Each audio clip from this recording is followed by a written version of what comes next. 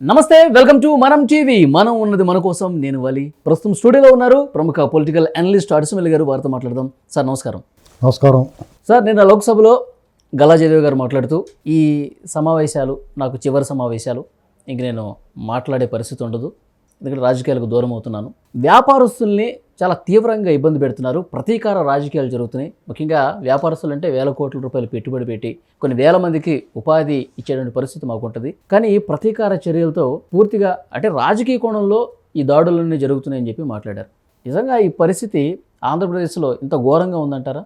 ఘోరంగా ఉందో లేదో దానికి క్లియర్ ఎవిడెన్స్ గల్లా జయదేవ్ గారే కదా. ఇక వ్యాపారస్తుల గురించి చాలామంది ఏం మాట్లాడతారంటే, వ్యాపారస్తులు రాజకీయాల్లోకి వచ్చేసారు, వాళ్ళు వ్యాపారమే చూసుకుంటారు కానీ ప్రజల సేవ ఏం చేస్తారు, కాబట్టి వ్యాపారస్తులు రానివ్వకుండా ఉండాలి రాజకీయాల్లోకి అని ఒక రకమైన ప్రచారం ఉంటుంది. అంటే వాళ్ళు ఎంత రాకూడదండి, వాళ్ళు భారతదేశ పౌరులు కదా, వాళ్ళకి రాజకీయ ఆసక్తి ఉండకూడదా, ఆ అభిలాష ఉండకూడదా, ప్రజాసేవ చేయాలన్న ఒక ఆకాంక్ష ఉండకూడదా, ఆశయం. ఇప్పుడు మనం 10 రూపాయలు సంపాదించుకున్నాం, ఓ 2 రూపాయలు ప్రజలకి చారిటీ ఇద్దాం, లేదా అంతకు మించి మన చేతిలో అధికారం ఉంటే కూడా ఇంకా సేవ చేయొచ్చు అనేటువంటి భావన డెఫినెట్గా కొంతమందిలో ఉంటుంది. ఇప్పుడు చాలామంది అన్నట్టు ప్రతి చోట మంచి చెడు రెండు ఉంటాయండి, అన్ని వర్గాల్లో కూడా. ఎందుకు పనికిరాని పొట్టకొత్త అక్షమొక్క రాని రోడ్ల మీద సైకిల్లో ఈ దుబ్బేసి కూడా ఎమ్మెల్యేలు ఎంపీలు అయిపోతున్నప్పుడు అంతే కదా. దారి దోపిడీలు చేసి జేబులు కొట్టేసిన వాళ్ళు, రోడ్లోడది చూపించిన వాళ్ళు వీళ్ళందరూ ఎంపీలు అయిపోతున్నారు కదా. జీవితకాలం అధికారులుగా ఉండి ఐఏఎస్లు ఐపీఎస్లుగా ఉండి ఫుల్గా అధికారాన్ని ఎంజాయ్ చేసి ఎంత దారుణంగా ఉంటుందంటే, ఐఏఎస్ ఐపీఎస్ ఆ డ్యూటీలో బ్రిటిష్ వాళ్ళు ఉన్నప్పుడు ఎలాగైతే అధికారం పెత్తనం దురహంకారం ఎలాగైతే ఉందో, అధికార దురహంకారం అలా చూపిస్తారు. వాళ్ళ దగ్గర పనిచేసే ఆర్డర్లీరో లేకపోతే వాళ్ళ అటెండెంట్లను అడిగితే చెప్తారు వాళ్ళు ఏ రకంగా ఒళ్ళు బలిచి కొట్టుకుంటారు. ఏమన్నా ఒళ్ళు బలిచి కొట్టుకుంటారు. బ్రిటిష్ వాళ్ళు అంటే రవి అస్తని సామ్రాజ్యం అది, మాకు తిరిగేలేదు, మేము దొరలం అనేటువంటి భావన ఇంకిపోయి ఉన్నవాళ్ళు కాబట్టి వాళ్ళు అన్నారంటే కొంచెం నాకు అర్థం ఉంది. అసలు మనం ఏంటండి, మనం స్వతంత్ర భారతదేశంలో నువ్వు నేను ఒకటే కదా, భారతీయులందరూ నా సహోదరులని మనం చిన్నప్పుడు చదువుకుంటాం కదా. ప్రతిజ్ఞ అని ఉంటుంది చూసారా, ప్రతిజ్ఞ ఫస్ట్ పేజీలో ఉంటుంది కదా టెక్స్ట్ బుక్లో. అది ఉండేప్పుడు నువ్వు ఎవరికన్నా ఎందుకు గొప్పడవుతాడు, అందరూ సమానమే కదా. ఇక వ్యాపారస్తుల విషయానికి వస్తే ఆంధ్రప్రదేశ్లో పరిస్థితికి మిగతా రాష్ట్రాల పరిస్థితికి ఎంటైర్ డిఫరెంట్. ఓకే. మిగతా రాష్ట్రాలు ఏం చేస్తారంటే, ఆ ప్రభుత్వాలు ఉపాధి కల్పించడానికి పన్నుల రూపంలో ఆదాయం కోసం కొన్ని పరిశ్రమలని పెట్టుబడుల్ని ఆహ్వానిస్తారు, ఎంకరేజ్ చేస్తారు. ఓకే. అసలు వీళ్ళు వీళ్ళు అడుక్కుంటారు కదా, మా దగ్గర పెట్టండి బాబు అని. అవును. ఇప్పుడు ఎవడన్నా ఎగ్జిబిషన్ కాంట్రాక్ట్ పాడుకున్నాడు అనుకో, ఏమన్నా మీ షాప్ మా దగ్గర పెట్టండి అని చెప్పి ఫోన్లు చేస్తారు కదా, బొమ్మలు అమ్ముకుని వాడికి కూడా ఉన్నాయి. అలాగే వీళ్ళును మీ వ్యాపారం ఇక్కడ పెట్టండి, మాకు మా వాళ్ళకి ఉపాధికి అవకాశం ఇవ్వండి, ఇంకా ఆహ్వానించి వాళ్ళని ఎంకరేజ్ చేసి వాళ్ళకి కొన్ని ఇన్సెంటివ్స్ ఇచ్చి మౌలిక వసతులు కల్పించి వాళ్ళకి అవకాశాలు కల్పించాలా. అది మానేసి ఉన్న వాళ్ళు తరివేసి ఆ కార్యక్రమం చేశారు వాళ్ళు. ఇప్పుడు వ్యాపారాన్ని రాజకీయాన్ని ఒకే ఘటన చూసే పరిస్థితి ఎందుకు వచ్చింది ఆంధ్రప్రదేశ్? వ్యాపారస్తుల దగ్గర రాజకీయ నాయకులు ఫండ్ వసూలు చేస్తారండి ఖచ్చితంగానే. రాండ్రని వాళ్ళు ఐచ్ఛికంగా అంటే వాళ్ళు ఇష్టపూర్వకంగా కొంత డొనేట్ చేస్తారు వాళ్ళ అభిమానం ఉన్న పార్టీకి.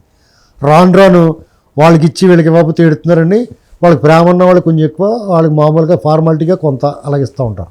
అందరికి ఇస్తారు. అదాని అంబానీ ఓన్లీ బీజేపీ మనుషులే కాదు, వాళ్ళు అన్ని పార్టీలకి ఇస్తారు ఎంతో కొంత. వాళ్ళు లెక్కేసుకుని వాటా ప్రకారం క్యాలెండర్ వేసుకుని లెక్కెట్టుకుని ఎంతో కొంత పంపించేస్తారు. అలాగే తీసుకుంటారు వాళ్ళు. కొన్నాళ్ళు పోయిన తర్వాత వ్యాపారస్తులకి ఏమనిపిస్తుంది, వీళ్ళు మన దగ్గర డబ్బులు తీసుకుని మన మీద రాను డిమాండ్ కింద మారిపోయింది. చందా డొనేషన్ వల్ల వసూళ్ళ కింద మారిపోయింది. వాళ్ళు ఆటోమేటిక్గా వాళ్ళకి భావన వస్తుంది ఈ రాజకీయ నాయకులు. సార్, ఇప్పుడు ఈ 5 ఏళ్ల కాలంలో కొత్త పరిశ్రమలు, కొత్త పెట్టుబడులు అంటే చెప్పుకోదగ్గ ఏమైనా వచ్చినాయి అంటారా? ఇక్కడ ఏమొచ్చినాయండి, ఏమీ రాలేదు. బైజూస్ అని వాళ్ళ మూసేసిన కంపెనీలు కట్టపట్టుకోవచ్చు. అదే ఇప్పుడు తీవ్ర నష్టాలు పాలైంది. తర్వాత వాళ్ళ షిరిడి సాయి ఎంటర్ప్రైజెస్ అన్నీ వాళ్ళే మొత్తం వాళ్ళ గ్యాంగే ఉంటారు, అందులో ఇంట్లో వాళ్ళే ఉంటారు. అందరూ ఇందులో ఉన్నాడు ఇందులో రకరకాల బీరకాయ పీసులాగా చుట్టేసుకుని ఉంటుంది, అదంతా వాళ్ళే చేస్తూ ఉంటారు అన్నీ. మీకు ఏదన్నా ఒక కంపెనీ వచ్చింది, ఇది పెట్టుబడి పెట్టాడంటే టకాలంలో రెడ్డి గారు ఉంటాడు అందులో. ఆ రెడ్డి గారు ఉంటాడు తప్పు కాదు. ఆ రెడ్డి గారు జగన్మోహన్ రెడ్డికి సన్నిహితుడై ఉంటాడు, చుట్టమై ఉంటాడు, లేకపోతే వాళ్ళ దగ్గర డబ్బులు దొబ్బేసినడై ఉంటాడు, వాళ్ళ దోపిడీకి సహకరించినడై ఉంటాడు. ఎక్కడ చూసినా నిన్న మొన్న ఎవడో పట్టించుకున్నారు చూడండి, ఒకన్నా అమ్మాయిలు గట్ట సప్లై చేస్తాను వాళ్ళ మనిషి అయిపోయి చూసి. ఎక్కడన్నా ఇలాంటి నేరం ఏం జరిగినా, గంజాయి అమ్మినా, ఏం జరిగినా, ఈ దొంగతనాలు జరిగినా స్కామ్లు చేసిన కరెక్ట్గా డైరెక్ట్ లింక్ వాళ్ళకే ఉంటుంది. అంటే అలాగే అమీబాలాగా అలిమేసుకుని ఉన్నారు. వాళ్ళకి నచ్చరు వీళ్ళు, వాళ్ళ వ్యాపారం వాళ్ళు చేసుకుంటున్నారు. అంటే ప్రతిపక్ష పార్టీల్లో ఉన్న వ్యాపారస్తులు మాత్రం ఇబ్బంది పెడుతున్నారా, లేకపోతే అందరు వ్యాపారులు కూడా కొంత ఇబ్బంది పడే పరిస్థితుంది అంటారా? ఈసారి మాత్రం ప్రతిపక్ష పార్టీలో ఉన్న వ్యాపారస్తులనే కాకుండా వాళ్ళ పార్టీకి సపోర్ట్ చేసిన వాళ్ళని కూడా ఇబ్బంది పెట్టారు వాళ్ళు. వాళ్ళ పార్టీకి సపోర్ట్ చేసి ఇప్పుడు బాలేరు శ్రీనివాస్ గారు ఉన్నాడా, ఆయనతో కూడా పార్ట్నర్ ఒక ఆయన ఉంటాడు ఈస్ట్ గోదావరిలో ఈ మైనింగ్ సంబంధించి. అతను పిలిచి అందంగానే ఇచ్చేసి వెళ్ళిపోయా అన్నారు అంతే సింపుల్గా. నువ్వు మేము చెప్పినట్టు ఇచ్చేస్తే నువ్వు ఎప్పుడెప్పుడో జమానాలో పెట్టిన పెట్టుబడి ఇచ్చేస్తాం. అంటే వ్యాపారం కొబ్బరికాయ కొట్టినట్టు పెడతారు కదా ఇంత డబ్బు, అది ఇచ్చేస్తాం. లేదనుకో కొట్టు పంపించేస్తాం అన్నారు. దెబ్బలు తింటాం, ఇంత బతుకు దెబ్బలు తింటాం, ఇంతరో బాబు ఎంత కొంత ఇచ్చాను బాబు అని పట్టు. ఇదే నిజం. రమ్మని ఎవడన్నా సరే చెప్తాను నేను. అంత దారుణంగా ఉందంటారా? అంత దారుణం. దారుణానికన్నా లోతైన పదం, కఠినమైన పదం ఏమైనా ఉంటే ఉంటుంది. అలాగే ఇది ఎగ్జాంపుల్. మిగతా వ్యాపారాలు సడన్గా ఇది పెద్ద వ్యాపారం ఈ మధ్య మానేసేటి కనపడతలేదు ఎట్టి అనుకున్నారు మీరు. అతను ఎలాగ లాగేస్తున్నారు అన్నమాట వ్యాపారం. దాని అర్థం అదే. అది చెప్పుకోలేరు. ఏం చెప్పుకుంటారు వీళ్ళతోటి? వీళ్ళ కాలకేయలు కదండి. కాలకేయలు ఏం చేస్తారు? ఆ ఈటిచ్చుకుని ఇలా గుచ్చేసి పైకి ఇలా చూపిస్తారు కదా అందరికీ. అలా చేస్తున్నారు వాళ్ళు. ఓకే. ఇలాగే ఈయన జయదేవ్ గారు వాళ్ళు అమరరాజా బ్యాటరీ స్టేషన్లో కూడా చిత్తూరు జిల్లాలో వాళ్ళు ఈనాడు పెట్టింది కదా, ఈనాడు పెట్టారు. వాళ్ళు కాంగ్రెస్ పార్టీ, తెలుగుదేశం అయ్యేవాళ్ళు కూడా అలా ఇబ్బంది పెట్టలేదు. వాళ్ళు వ్యాపారం చేసుకుని ఇచ్చారు. తెలుగుదేశం తీవ్రంగా విమర్శించేది ఆవిడ గల్లా అరుణ్ కుమార్ గారు. తెలుగుదేశం పార్టీ మీద వ్యతిరేకంగా నిలబడి గెలిచేది ఆవిడ గాలిలో కూడా. ఇప్పుడు ఈసారి పోటీ చేయకపోవడానికి కారణం ఏంటి సార్? ఇదేనా? విరక్తి అండి.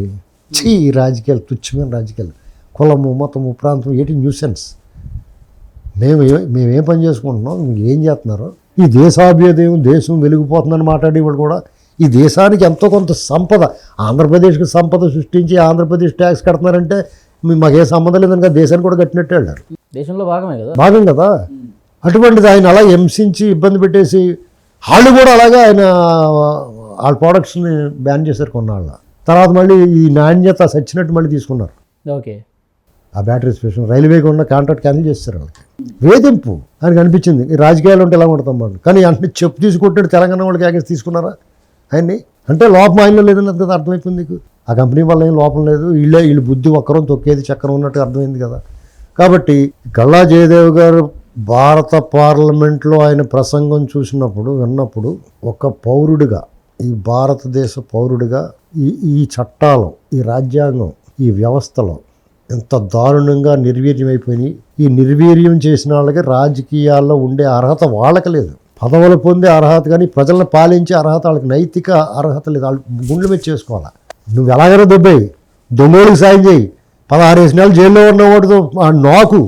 కానీ నువ్వు చక్కగా వ్యాపారం చేసుకుని అందంగా ప్రజలకు ఉపాధి కల్పించి దేశ సంపదకు తోడ్పడుతున్నప్పుడు, ట్యాక్సుల రూపంలో దేశానికి ఆదాయం ఇస్తున్నప్పుడు వాళ్ళని పాడు చేయాలనుకుంటే వాళ్ళని వేధించడం అనేటువంటిది నీకు తగదు. అది ఎవడన్నా కానీ, రాష్ట్రమా కేంద్రమా ఏ ప్రభుత్వమా వ్యక్తుల వ్యవస్థల ఎవరైనా కానీ.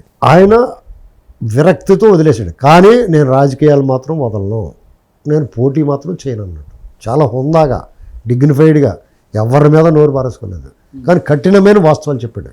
హృదయం ద్రవించుకొని చెప్పడం. గల్లా జయదేవ్ గారు మన చుట్టం ఏం కాదు, కానీ ఒక పారిశ్రామికవేత్త, అనేక మందికి ఉపాధి కల్పించాడు.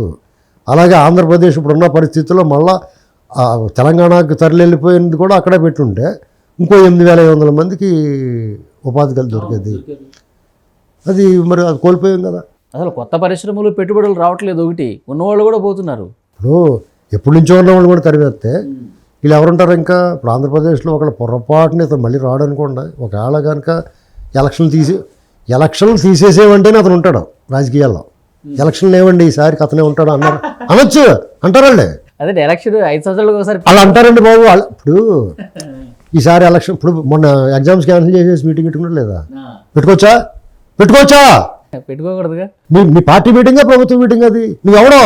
ఇంతమంది 1000 మంది విద్యార్థులు ప్రిపేర్ అయిన ఎగ్జామ్ని నువ్వు క్యాన్సిల్ చేయడానికి ఎవడు? Who are you? ఓకే. ఆ అధికారులు బుద్ధి ఉందా? దాన్ని కేసు నమోదు చేయాలి. టీడీపీ వాళ్ళు కూడా చేతులు పిసుకుంటా కూర్చోకూడదు. అంటే కేసు నమోదు చేస్తే రేపు బాబు ప్రభుత్వం మారిన అంటే రారా అని చెప్పి గొడ్లోడు తీసి లోపలేసేయాల వాళ్ళందరినీ. దీనికి బాధ్యులైన వాళ్ళందరినీ. ఏంటనేది అసలు ఏం జరుగుతుంది అక్కడ? పైన కళ్ళు మూసి కళ్ళకి గంతలు కట్టేసుకుంటున్నారు. ఒకవేళ కళ్ళకి గంతలు కట్టుకున్నా కానీ కనపడదేమో అని దానికి. ఇప్పుడు మామూలుగా దోసకాయ ముక్కలు, కీరకాయ ముక్కలు కట్ చేసుకుని కళ్ళ మీద పెట్టుకుంటారు కదా, చల్లగా ఉంటుందని కళ్ళు మూసుకుని. అలా పెట్టుకుని కనపడదేమో గుట్ట కూడా కట్టేసుకుంటున్నారు కనపడకుండా. అంత దారుణంగా ఉన్న పరిస్థితి.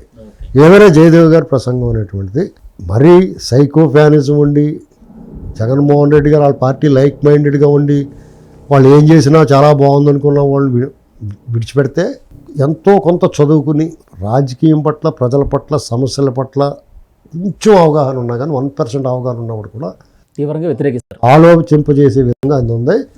జగన్మోహన్ రెడ్డి గారిని ఇంటికి పంపించడానికి 1% ఇది కూడా యాడ్ అవుతుంది.